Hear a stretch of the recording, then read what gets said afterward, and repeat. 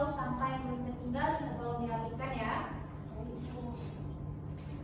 Sebelum itu, Assalamualaikum warahmatullahi wabarakatuh.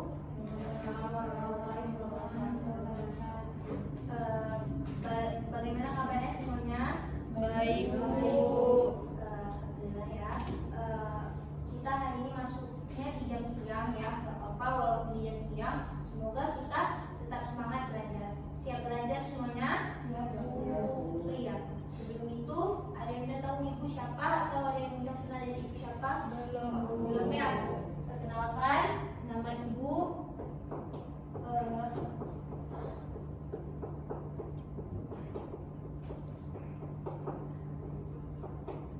Nama ibu Kansa Sehaya. Kalian bisa panggil Kansa ya.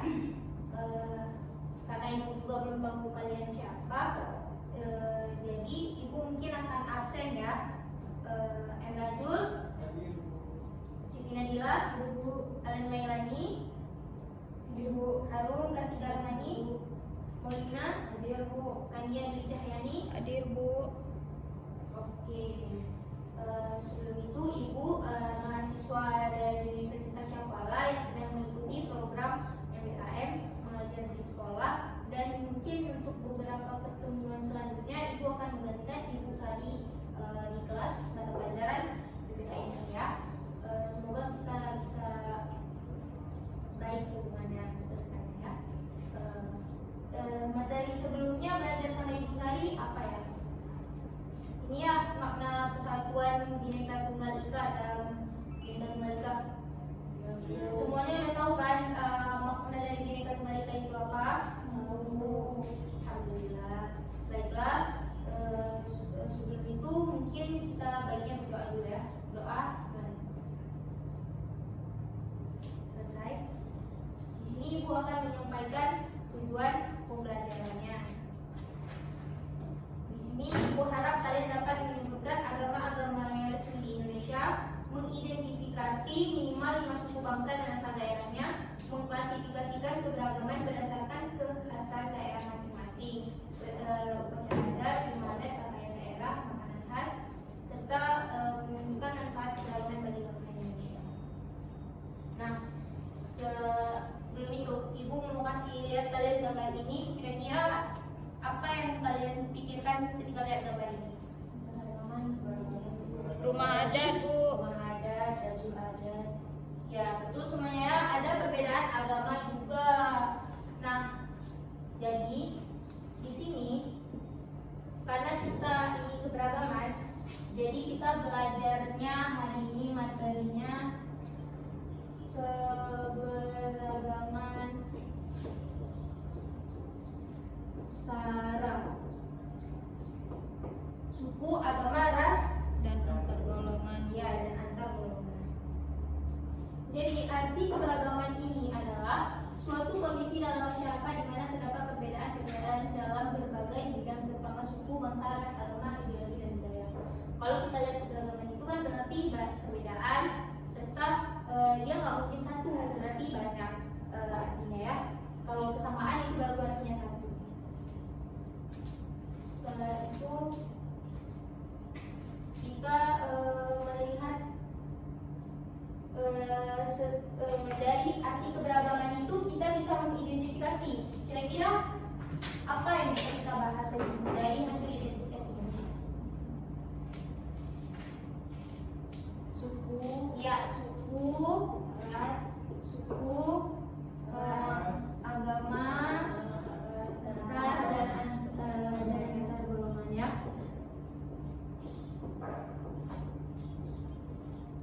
Sekarang kita bahas dulu suku. Ada yang tahu itu suku?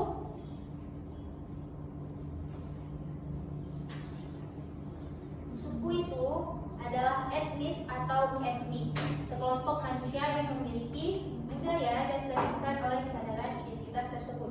Ciri-ciri mendasar dan paling umum dari suku itu apa kira-kira? Bahasa, betul. Yang kedua, Adat. istiadat. Ada lagi keseniannya, betul. Ada lagi kebiasaannya, Bu. Ya, kebiasaannya. Itu semua betul ya. Nah, kalau kita lihat lagi, suku di Indonesia sekarang berjumlah 1.300 suku. Itu cuma baru suku, makanya artinya keberagaman. Banyak kan? Kalau kita lihat lagi suku yang paling mendominasi di Indonesia atau paling banyak itu yang pertama ada suku Jawa, yang kedua suku Sunda, yang ketiga suku Batak.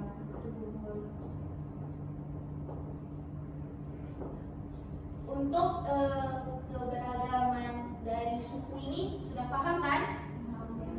Nah, sekarang kita bahas di agama. Ada yang tahu apa itu agama? Ya, betul. Agama itu kepercayaan.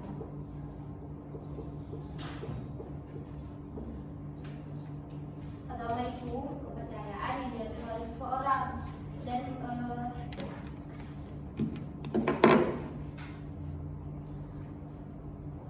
agama itu adalah yang diakui oleh seseorang ya. Dan agama ini menurut Kamus Besar Indonesia adalah ajaran atau sistem yang mengatur tata keimanan, kepercayaan, dan peribadatan kepada Tuhan Yang Maha Kuasa serta tata kaidah yang berhubungan dengan pergaulan manusia dan manusia serta lingkungannya. Ada yang tahu agama resmi yang diakui di Indonesia ini ada berapa? Ada 6, Bu. Ya, ada Islam, Kristen, Katolik, Hindu, Buddha, Konghucu ya, satu lagi.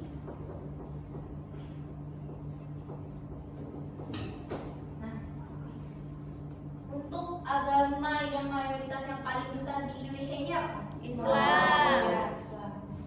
Islam ini paling besar, paling banyak mayoritasnya di Indonesia. Kita mungkin sebagai orang Islam atau beragama Muslim, kadang di agama semua agama ini pasti mengajarkan kebaikan. Jadi kita sebagai mayoritas ataupun agama lainnya itu juga tidak boleh mendiskriminasi, karena mendiskriminasi itu berarti memunculkan merasa oh agama saya paling benar. Itu kita nggak boleh memaksa ya. Serta agama-agama yang diakui di Indonesia ini tersebar itu karena melalui bangsa-bangsa lain yang melakukan perdagangan ke Indonesia. Kalau Islam itu berasal dari bangsa Arab, Kristen Eropa, Katolik Eropa juga. Kalau Hindu Buddha India, Konghucu Tiongkok. Untuk ini semua kalian udah tahu kan apa itu kitab sucinya? Hari rayanya? Ya. Juga agama ini tidak ada juga landasan hukumnya yang mengatakan kebebasan beragama di Indonesia. Kalian bisa lihat ini pasal 29 ayat 1, negara berdasar atas ketuhanan yang Maha Esa. Serta pasal 29 ayat 2, negara menjamin kemerdekaan tiap-tiap penduduk untuk memeluk agamanya masing-masing dan untuk beribadat menurut agamanya dan kepercayaan itu. Nah, sekarang kita masuk ke ras. Ada yang tahu itu apa ras? Golongan bangsa berdasarkan ciri-ciri visi. Tuh, ras itu golongan bangsa berdasarkan ciri-ciri visi.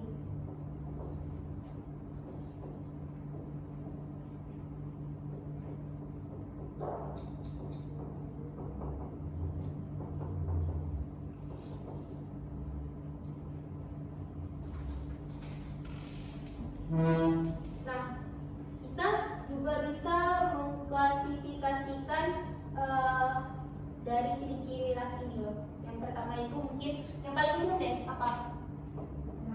Warna kulit, betul. Ada lagi? Bentuk rambut. Bentuk rambut. Ada lagi? Iya, bentuk muka. Warna mata. Warna mata. Dan ukuran badan. Ya, ukuran badan atau tinggi badan.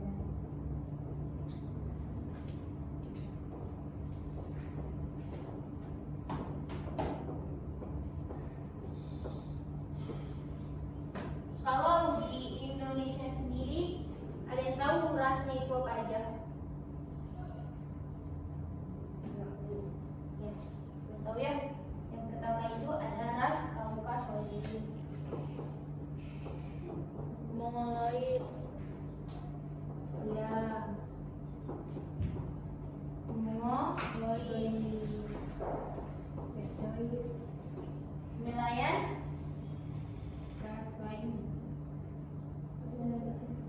Himalayan Mongoloid.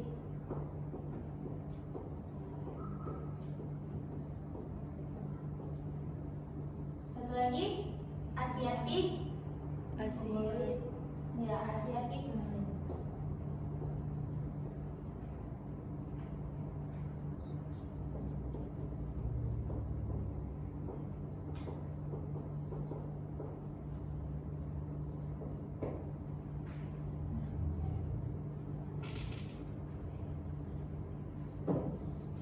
Untuk ciri-ciri fisik tadi itu, perbedaan ras itu bersifat genetik ya. Berarti itu artinya setiap orang dilahirkan sesuai dengan asal keturunannya, dan hal tersebut tidak bisa ditolak atau dihindari. Nah, karena dari tadi ada perbedaan ras, mungkin dari salah satu ras itu ada tadi yang berkulit hitam, mata besar, rambut keriting atau berkulit putih. Nah, dari situ juga terdapat kita tidak boleh mendiskriminasi seseorang karena dari bentuk fisiknya. Karena kita ini semuanya sebenarnya sama, dan hal itu sebenarnya itu genetik, tidak bisa ditolak atau dihindari.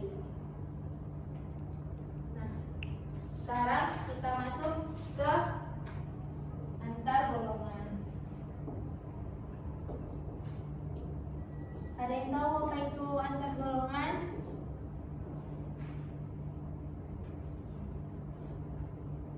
Belum tahu ya?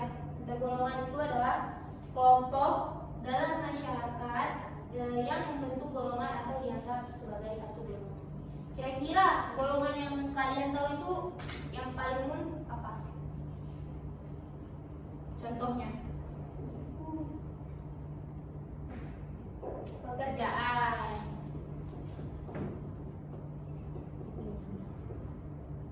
Pekerjaan ini ada apa aja?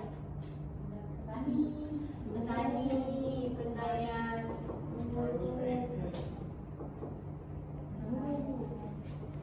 Nelayan. ya guru, usaha. Ya, itu betul semuanya ya. Nah, kalau dari wilayah, Dari mana? kota dan desa. Ya, wilayah, kota dan desa.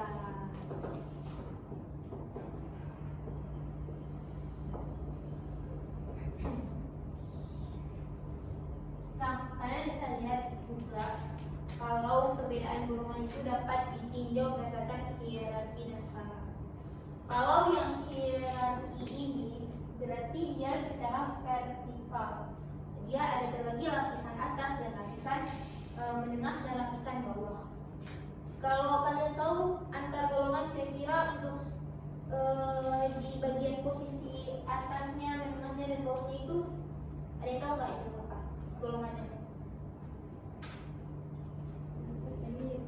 Gini.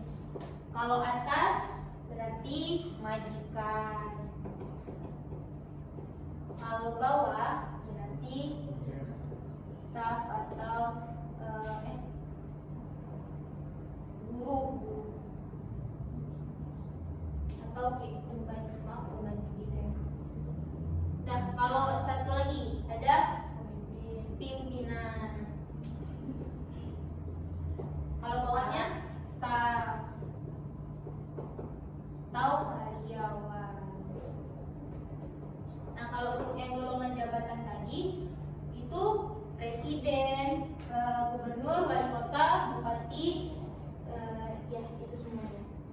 Kalau pendidikan juga ada SD, SMP, SMA, S1, diploma atau yang tidak lulus sekolah juga ada.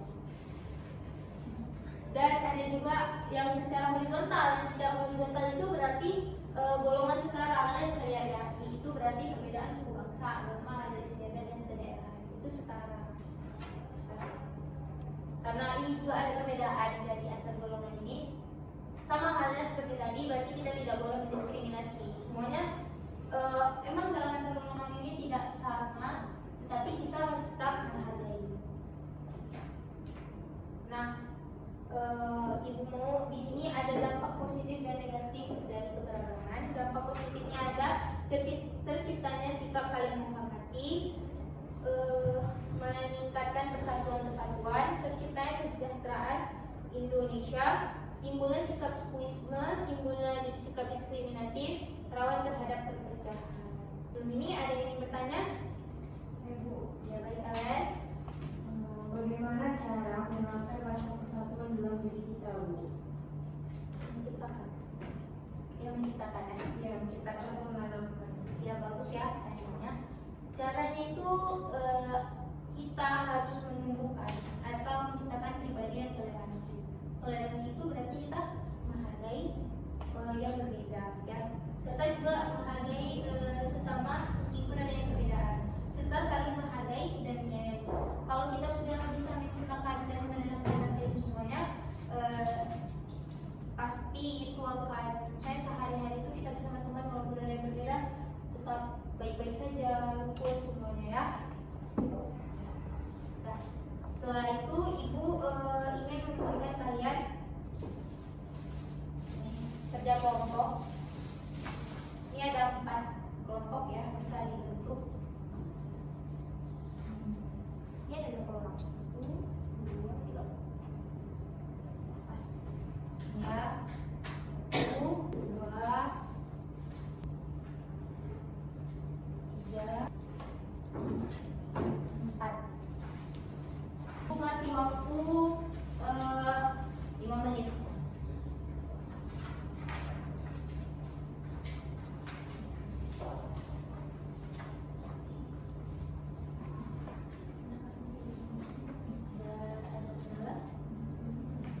Ini pengerjaannya sudah jelas kan? Bisa kalian pahami kan? Yang KPD bentuknya. Ya, baik.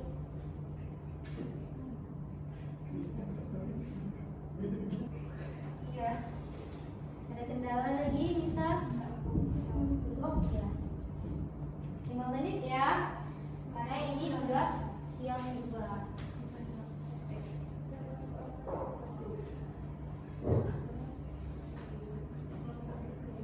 Kak, ada kendala?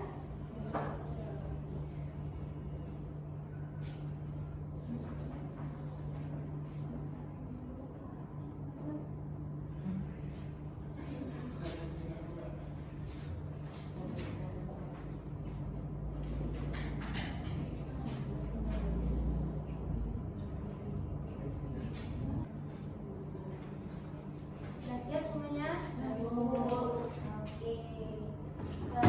Aku mau perwakilan dari kelompok ya yang maju. Silakan dulu.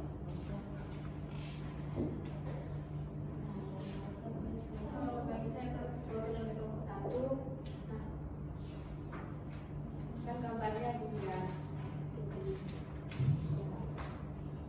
Ada pendidikan suku Jawa ini, nah suku itu suku Jawa. Itu upacara adat itu ada siraman, kalau rumah adat itu ada jomblo, kalau pakai daerah itu ada surja atau kejawen.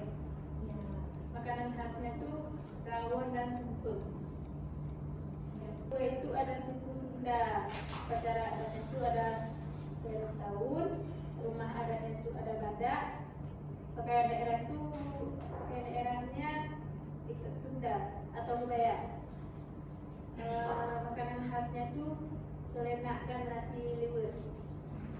Yang ketiga itu ada suku Batak, upacara adatnya itu ada simpah halimah, rumah adatnya itu ada rumah balon, pakaian daerah ada ulos, makanan khas asi. Yang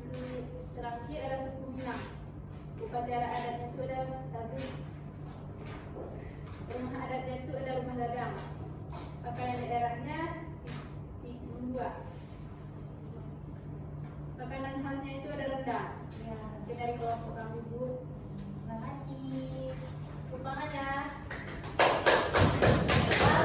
Kelompok selanjutnya. Siapa yang siap?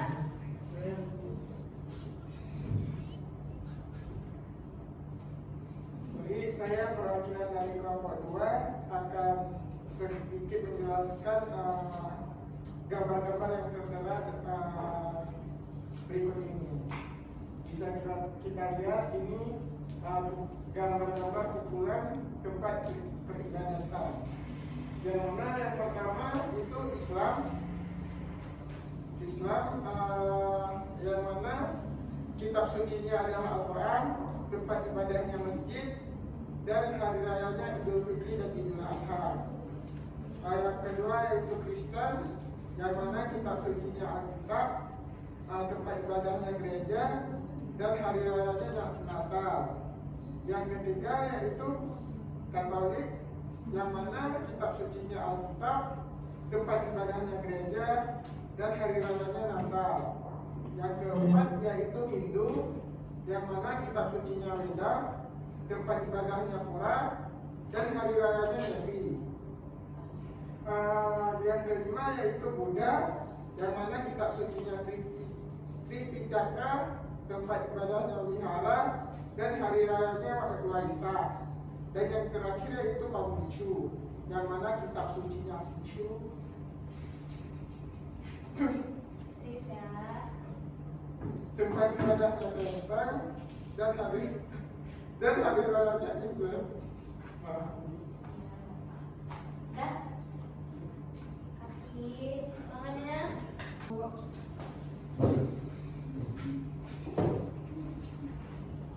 Baiklah, saya akan presentasikan hasil kerja kelompok kami yang membahas tentang macam-macam golongan ras. Di sini ada ras Malayan Mongoloid, warna kulitnya sawo matang, bentuk muka dan mata bulat, mata besar, tinggi badan 150 sampai 160 cm.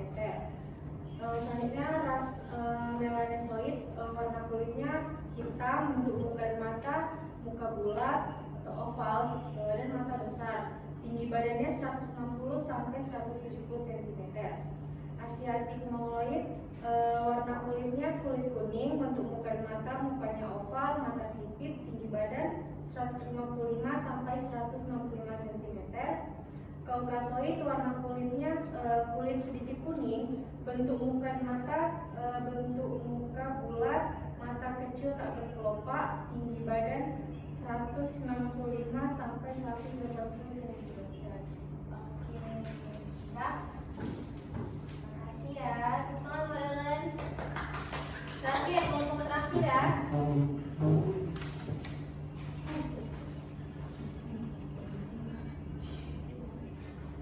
Baik, saya dari kelompok 4 ingin mempresentasikan hasil diskusi kelompok kami. Jadi di sini kami disuruh untuk lakukan pengamatan perbedaan golongan di sekitar kalian dan carilah informasi tentang perbedaan golongan-golongan tersebut ya. Uraian antar golongan tersebut seperti pendidikan, pekerjaan, status sosial, wilayah, jabatan, setara.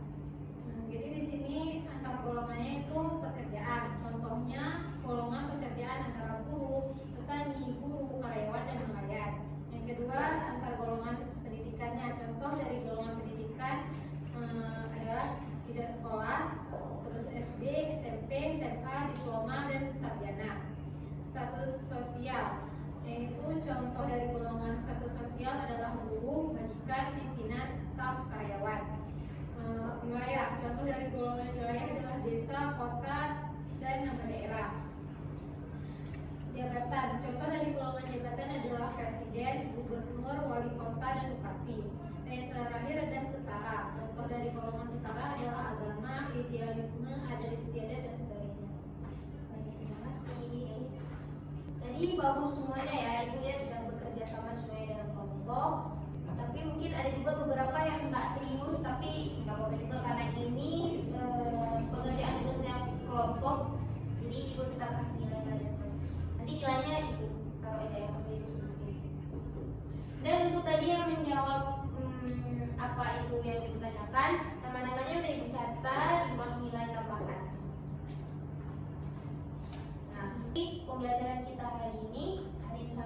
Imran? Ya Harum.